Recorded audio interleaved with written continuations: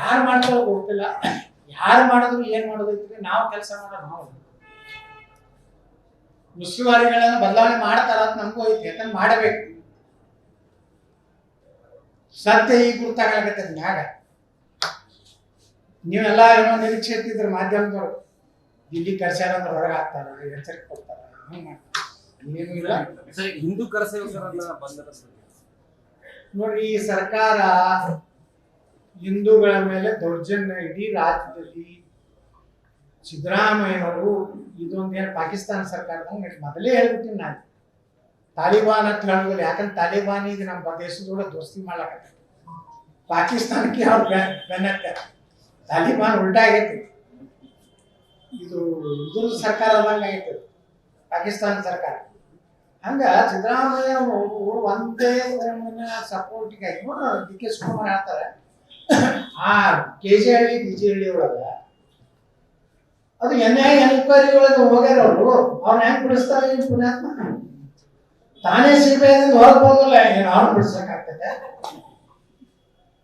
ಅಂದ್ರೆ ಇವ್ರು ಬರೇ ಅವ್ರು ಓಟ್ ಇರ್ಸಲ್ಲ, ಅವ್ರನ್ನೂ ನೋಡ್ರಿ, ಮುಸ್ಲಿಮರ್ಗೂ ಇವರು ನ್ಯಾಯ ಕೊಡ್ತಾ ಇಲ್ಲ. ಅವ್ರಿಗೆ ಮೋಸ ಮಾಡ್ಲಾಕತ್ತಾರ, ಅವ್ರು ತಿಳಿಯಲಾಗೆ ತಿನ್ಬಿಡುದು. ಅವು ಅಚ್ಚ ಸಬ್ ಅಚ್ಚ ಅಂತ ಯಾರೇ ನೋಡು, ಈ ದೇಶನಾಗ ಸುರಕ್ಷಿತ ಅದಾರ, ಆರಾಮ ಅದಾರ. ಪಾಕಿಸ್ತಾನದಾಗ ಇಲ್ಲ ಕೂಡಿಲ್ಲ, ನೀನು ನೋಡಿದ್ರೆ ದೊಡ್ಡ ಹೋರಾಟ ಆಗೈತಿ. ಕಾಶ್ಮೀರ್ನಾಗ ಗೋಧಿ ರೇಟ್ 400 ರೂಪಾಯಿ ಆಗೈತಿ. ನಾನು ಮತ್ತೆ ಆರಾಮ್ ತಿಂದು ಗಟ್ಟಿ ಮೋದಿಯವ್ರು 5 ಕಿಲೋ ಮತ್ತು 5 ವರ್ಷ 5 ಕಿಲೋ ಗ್ಯಾರಂಟಿ ಕೊಟ್ಟಾರ. ಅವ್ರು ಕಾಂಗ್ರೆಸ್ನವ್ರು ಹೇಳ್ತಾರ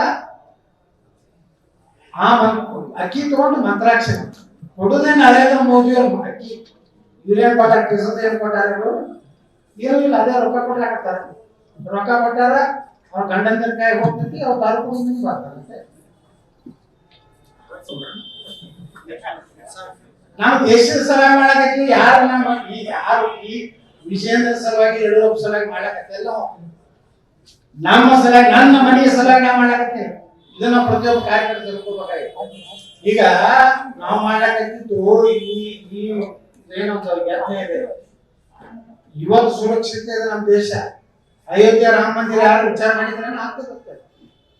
ಕಾಶ್ಮೀರ 370ನೇ ವಿಧಿ ಯಾರು ತೆಗೆದು ಸಾಧ್ಯತೆ ಐತೆ? ಏನೈತೆ ಹೇಳ್ರಿ, ಬಿಟ್ಟೆಲ್ಲ ಮಾತಾಡ್ತಾರೆ ಕೆಲವು ಮಂದಿ.